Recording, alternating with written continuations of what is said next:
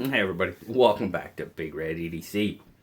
Well, today we're going to be checking out the Boker Plus Patriot. Now, the Patriot has been out for... It's not a new knife by any chance, we'll just say that. As a matter of fact, some of your major retailers, they've been sold out for a while on them. I have found a few places where you can get it, and I will leave those links in the description below, of course. But, the Patriot was one for me that it fell off the radar. It was really on my radar when it first came out, and then life happens and it just kind of faded away. Well, thanks to my good friends Peter and Christine, Therapeutic Edge, Women Carry Knives, they sent me this lovely Boker Patriot for my birthday last month. So thank you very much to them. Very, very cool. And I am so happy to have it. Like I said, it was first on my radar back. I think I first saw it. My buddy Gear Toward Gear, Sean, he did a review on it. He had a red one. And as a matter of fact, I think he just sold them to another friend of ours here very recently. But anyway, I was like, oh man, it's red. It's called the Patriot. All right.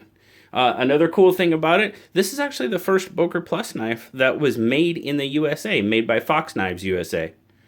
So that was cool. There was just a lot of cool stuff about this knife but yeah, it just kind of went away. But I have one now.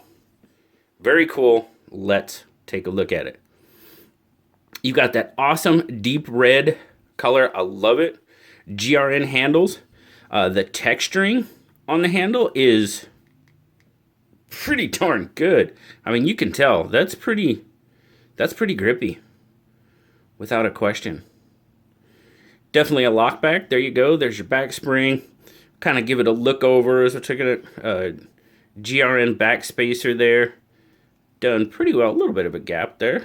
Or is it just dirty? Might just be dirty. Oh well. Still cuts.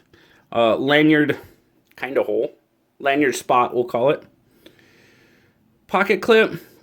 A little odd. We'll definitely talk about that a little bit later. Not overly deep carry on it. Screws stand proud a bit. Definitely no recessed pocket screw there. And when I first saw it, I was like, oh, what? No, not a wire clip. But that's okay. Let's check the centering out on it.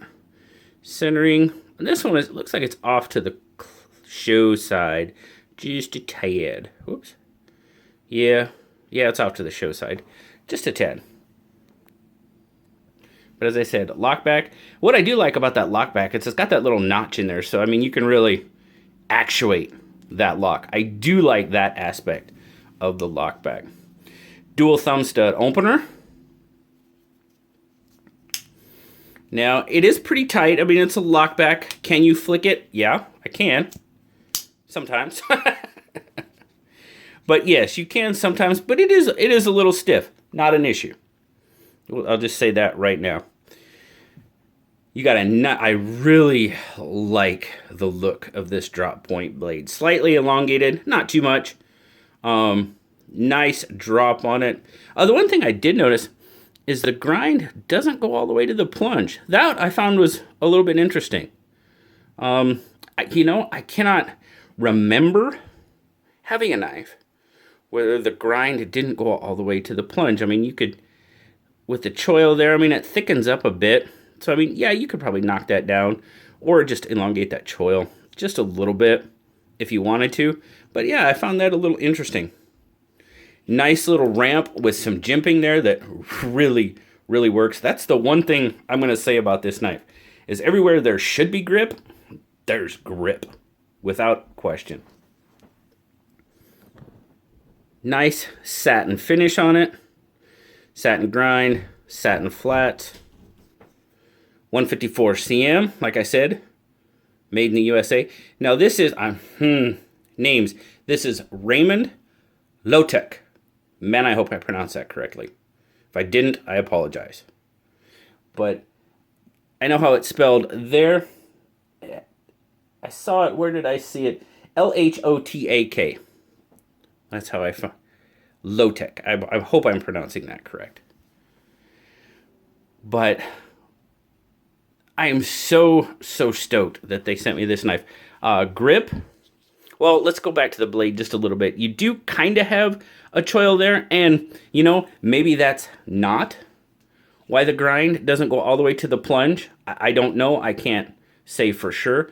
But since it doesn't, you can pretty much use that as a forward finger choil.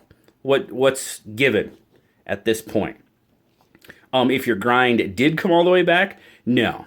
I definitely would not recommend using that as a finger choil. Unless, of course, you did elongate it or something like that. A little bit of mod work if you want to get that edge all the way to your choil there. Grip is kind of interesting. Now, when I first saw it, I was a little concerned because it basically tells you where to put your fingers. Well, cue the remarks. For me, not an issue. My fingers lay in those grooves very nicely. You have an index groove, you have a middle groove, and then the other two just lay right on there. Again, a nice slender handle. Fits like a dream, guys. I'm sorry, it does. Fits my hand like a glove, and I dig it. Now, in the grip, what I am not digging so much is the pocket clip. The pocket clip, for me, definite hot spot. So if I am going to carry this for a lengthy period of time or use it for a lengthy period of time, I would have to remove the pocket clip and just, you know, pocket drop it or something like that. Because, I mean, as I grip it right now, it is a hot spot. And I've left it on there for now just for review purposes. But I probably will end up taking the pocket clip off. Well, big surprise, this knife isn't going anywhere. It was a gift from two wonderful people, and I love it for that, without question. Oh, let's get some specs on it real quick. Overall, what are we looking at? 1, 2, 3, 4, 5, 6, 7. We're looking at, 7.5, about 7.5 inches. We'll give it that. Handle's going to be sitting at right about 4, just over 4, probably 4 1/8. And then your blade, 3 1/4 ish, 3 3/8 ish, right in there. Cutting edge, as it is right now, where the grind is less than 3 inches. If you took that grind all the way back, it'd be over 3 inches. So there's your legality reason. So, you know, it's kind of a nitpick, but as it's sharpened right now, the cutting edge is less than 3 inches or right at 3 inches. About just less, just a little less actually. So grip length, 1, 2, 3.5. Now, again, like I said, unless you have 3 3/4 inch hands, excuse me, you know, I could see where the finger grooves could pose a little bit of, especially for larger hands, pose a little bit of a problem because your fingers are going to start to be pushed out of those grooves and maybe resting on those, which they're not, the raised portions, they're not bad. They're not sharp or anything like that. But there again, if you had to use it for any length of time, might not be the most comfortable for you to do so. Let's get some size comparisons real quick. Bring out our PM2 that's hanging out up there. Obviously, the PM2, much bigger knife overall, tall, height, blade, lengthwise. If you go pivot to pivot, it's got about, I'm seeing about 1/4 inch on the blade and probably about 1/2 to 3/4 on the handle. But I bet if we bring our bug out in here, that would be a much better size comparison. Oh yeah, look at that. Definitely. There you go, blade-wise, you're sitting at about, blades are very close. I think the Boker's got it, the Patriot's got it by, well, maybe not. It's really close. And handle-wise, even though you've got this curved portion in the Boker handle, which is going to give it a slight bit of overall length in the handle, yeah, but a pretty decent comparison. Anywho, let's get a weight scale. Oh, we have to move PM2. All right, let's see what we got here. Close it up. Overall, 2.3 ounces. It's not a heavy knife at all. Very, very easy carrying knife. It's slender, it's light. A very easy carrying knife for sure. 66 grams. Yeah, that's not much at all. Gonna bring out our Cardinal Hank here. Take a look at that pocket clip. Pretty smooth in and out of pocket. You know, the clip works pretty well. Not a whole lot sticking out. Not super deep carry, but not bad. Pushing that 1/2 inch-ish. Just a little shy. But good retention on the clip. But as I said, if I was going to do any lengthy cutting with this knife, and more than likely after this review, I am going to take the pocket clip off. Just because. It kind of hits me wrong. Good information for you. Does it bother me? Am I going to talk bad about the knife because of that? No, because... well, obviously there's sentimental value in this knife for me, so you have to take that into consideration. But I will tell you, it is definitely a hot spot for me. Blue liked it. He gave it an overall rating of 7.5. He knocked it down because of the clip. Now, is that... well, because of the clip and because of the finger grooves, it does kind of limit it as to the size of hand that this can be comfortable in. Now, I know Peter has got a larger hand, so I'm going to actually kind of...